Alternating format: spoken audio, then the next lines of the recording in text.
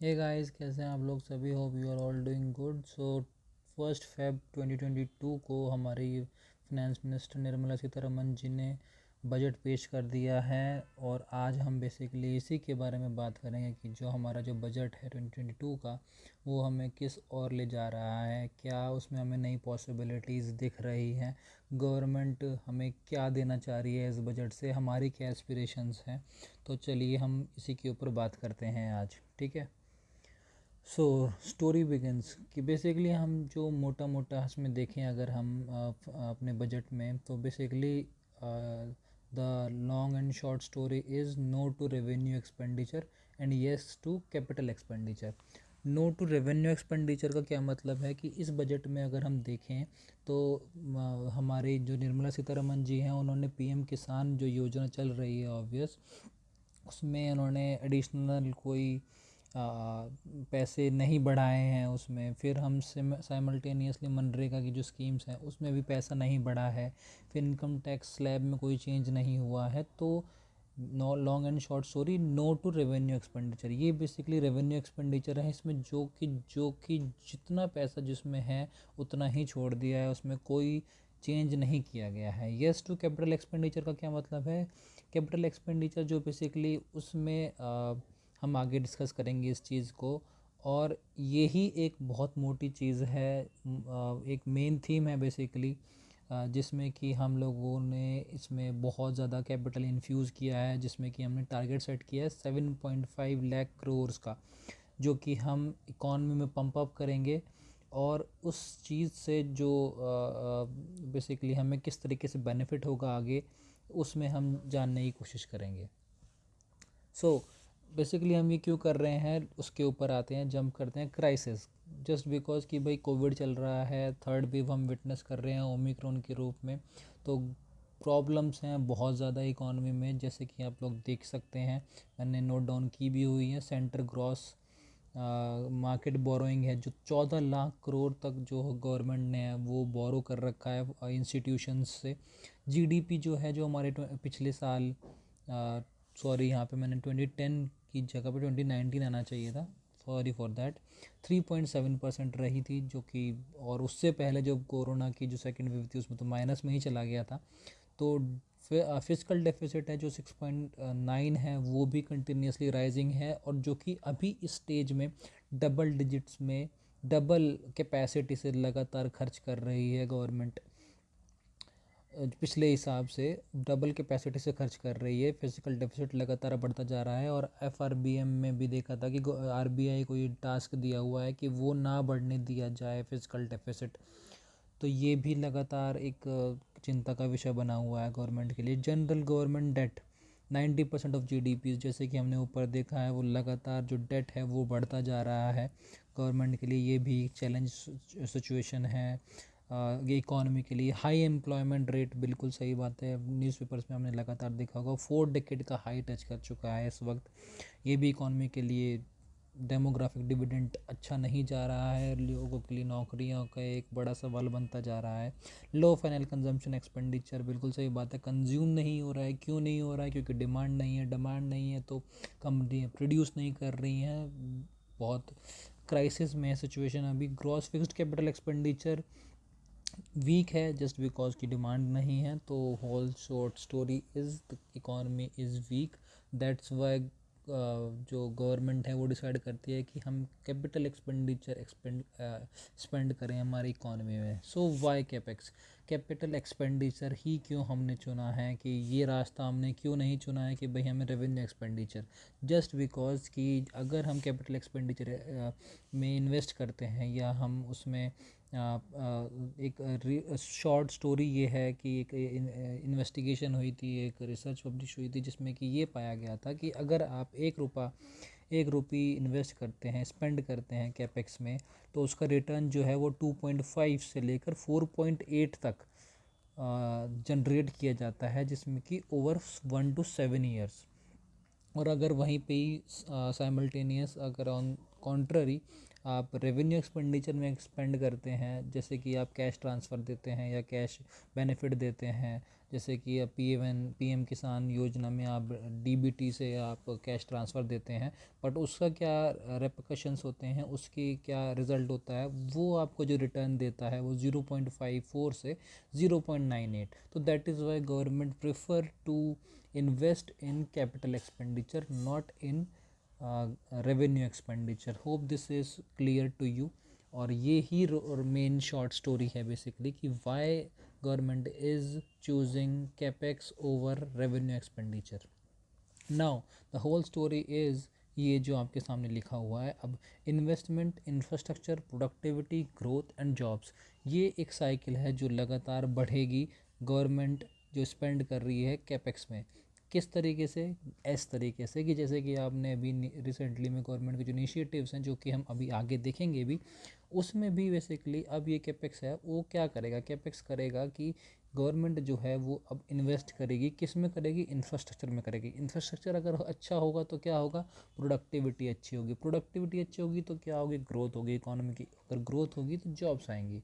तो बेसिकली ये जो साइकिल है वो कंटिन्यूसली मूव करेगी और इससे होगा क्या कि इकोनॉमी चलती रहेगी, क्योंकि अभी झिझक है प्राइवेट इन्वेस्टमेंट में भी, प्राइवेट कंपनियों में भी, कि वो इन्वेस्ट नहीं कर रही हैं, जिस वजह से कि सरकार की मजबूरी है कि वो डायरेक्ट बेनिफिट ट्रांसफ़र ना देते हुए, डायरेक्ट कैश ट्रांसफ़र ना देते हुए पीपल को, उनके पॉकेट्स में पैसा ना डालते हुए, वो क्या कर रही है, लॉन्ग टर्म इन्वेस्टमेंट कर रही है, वो इंफ्रास्ट्रक्चर के ऊपर खर्च कर रही है, जिसकी वजह से इंफ्रास्ट्रक्चर बूस्ट होगा तो प्रोडक्टिविटी आएगी, ग्रोथ आएगी और उसी तरीके से जॉब्स जनरेट होंगी। तो लॉन्ग टर्म पर्सपेक्टिव के ऊपर गवर्नमेंट सोच रही है। और अगर इसी चीज़ पे अगर हम एक सिंपल एग्जांपल लें तो इसमें क्या है, जस्ट लाइक कि हम ब्रिज कंस्ट्रक्ट कर रहे हैं एक, तो उसके लिए क्या ज़रूरत होगी, सीमेंट की ज़रूरत होगी, स्टील की ज़रूरत होगी, आयरन की ज़रूरत होगी। तो क्या होगा, कंपनियां प्रोड्यूस कर रहेंगी तो फिर वो हम यूज़ करेंगे उस चीज़ को, और जब उसी तरीके से डिमांड जनरेट होगी, और उसके लिए क्या चाहिएगा, लेबर चाहिएगा, लोगों को रोज़गार मिलेगा, फिर इंजीनियर चाहिएगा कि फिर जो मैं कॉलेजेस और यूनिवर्सिटीज़ में जो इंजीनियर्स हैं वो हायर किए जाएंगे, फिर जो मैनेजमेंट प्रोफेशनल्स होंगे वो हायर किए जाएंगे। तो इसी तरीके से पूरी साइकिल चलती चली जाएगी। बेनिफिट्स, अगर हम कैपेक्स में इन्वेस्ट करते हैं तो क्या बेनिफिट होता है, जैसे कि हमने देखा कि अगर हम ₹1 इन्वेस्ट करते हैं तो हमें 2.5 से 4.8 over the years, 1 to 7 years हमें रिटर्न मिलता है। तो यही बेसिकली है कि हमें हाई रिटर्न मिलेगा, जॉब्स क्रिएशन होगा, मेकिंग प्रोडक्टिव असेट्स हम क्रिएट कर पाएंगे अपनी इकॉनमी में, बूस्ट प्रोडक्टिविटी, जैसे कि हमने देखा, रिड्यूस लॉजिस्टिक कॉस्ट, बेसिकली अगर हम हाईवे बना देते हैं या फिर हम कुछ एक एसेट ऐसा क्रिएट कर देते हैं, स्टेडियम बना दिए, हॉस्पिटल्स बना दिए, स्कूल्स बना दिए, ठीक है, और बिल्डिंग्स बना दी, जैसे कि ठीक है, तो उसमें अगर हम इन्वेस्ट कर रहे हैं तो लॉजिस्टिक कॉस्ट जो है, जो कनेक्टिविटी है, वो भी कहीं ना कहीं कम तर आएगी, क्योंकि अगर हम इंफ्रास्ट्रक्चर में बूस्ट कर रहे हैं तो जितना कॉस्ट पहले लग रहा था वो लॉजिस्टिक्स कॉस्ट भी कम होता चला जाएगा। ब्रिंग प्राइवेट इन्वेस्टमेंट, जिस तरीके से हम अगर ये हमने ये एग्जांपल देखा था कि अगर हम सीमेंट, स्टील और आयरन ले रहे हैं तो बेसिकली कंपनी भी प्रमोट होगी फिर इन्वेस्ट करने के लिए कि भाई हाँ, अगर अब डिमांड जनरेट हो गई है तो कंपनी ही क्यों पीछे रहेगी, तो कंपनी भी इसमें इक्वली पार्टिसिपेट करेगी और फिर वो भी प्रमोट करेंगे कि भाई हाँ, हम भी इन्वेस्टमेंट करेंगे जब कंड्यूसिव इन्वायरमेंट हो जाएगा इकोनॉमी में। सो नाउ इकोनॉमी जो है अब वो जो प्रोग्रेस के रास्ते पे चल जाएगी। तो अब ये जो बजट है हमारे लिए किस और इशारा करते हुए दिख रहा है, इसमें क्या नई बातें हैं, वो है ड्रोन्स फॉर फार्मर्स की, जिससे कि जो आपकी जो सीडिंग है बेसिकली वो ड्रोन्स के माध्यम से फार्मर्स कर पाएंगे। वंदे भारत ट्रेन्स हैं जो वो नई चलने वाली हैं, जो कि एक मॉडर्निटी का निशान होगा हमारे लिए इकोनॉमी में।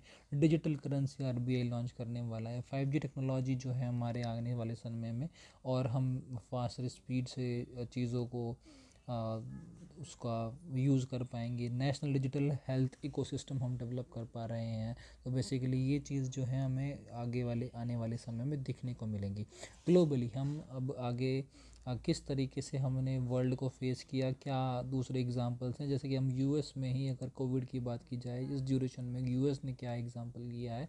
उन्होंने क्या कि डायरेक्ट फाइनेंशियल हेल्प प्रोवाइड की, उनको उनके जेबों में, पॉकेट्स में गवर्नमेंट ने पैसे डाले हैं। But India on the contrary उन्होंने क्या किया है, उन्होंने फूड ग्रेन्स की फ्री सप्लाई की, फिर रूरल एम्प्लॉयमेंट गारंटी स्कीम्स उन्होंने जॉब्स क्रिएशन के लिए दी इंडिया में, और बल्कि वहीं पे ही साइमल्टेनियसली यूएस में उन लोगों ने सिर्फ पैसे डाले पॉकेट्स में, जिसकी वजह से हुआ ये कि उनकी जो रिकवरी है वो वी शेप्ड हुई है और हमारी जो है वो के शेप्ड हुई है।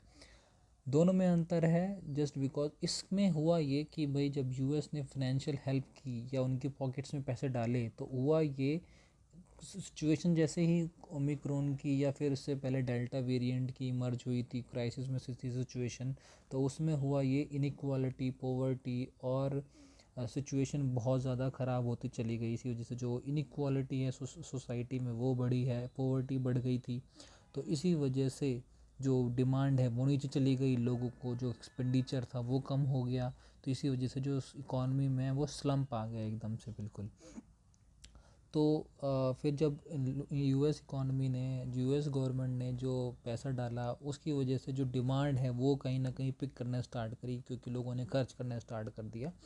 तो कहीं ना कहीं हम इसी वजह से थोड़ा पीछे आए। इस वजह से कैपेक्स हमने एक मॉडल है जो हम इन्वेस्ट कर रहे हैं जहाँ पे जाके, ताकि हमारी इकॉनमी को हम रिवाइव कर सकें इस क्राइसिस की सिचुएशन से। बट यूएस में ऑन द कंट्री जिन्होंने ये किया कि उन्होंने डायरेक्ट बेनिफिट ट्रांसफ़र दिया, वहाँ पे कैश ट्रांसफ़र किया गवर्नमेंट ने, और उसकी वजह से वो कहीं ना कहीं रिकवर कर पा रहे हैं।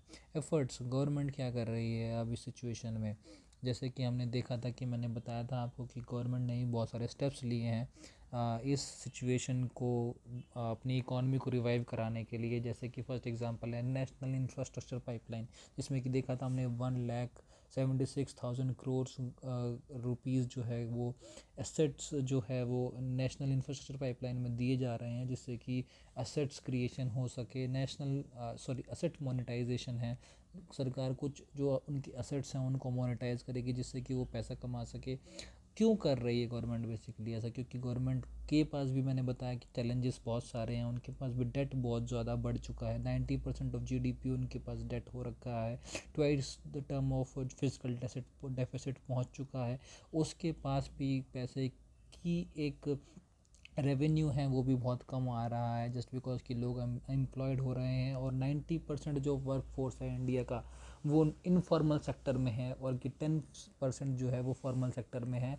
तो कहीं ना कहीं जो रेवेन्यू का जो एक जो सेगमेंट है वो भी बहुत कम है गवर्नमेंट के पास।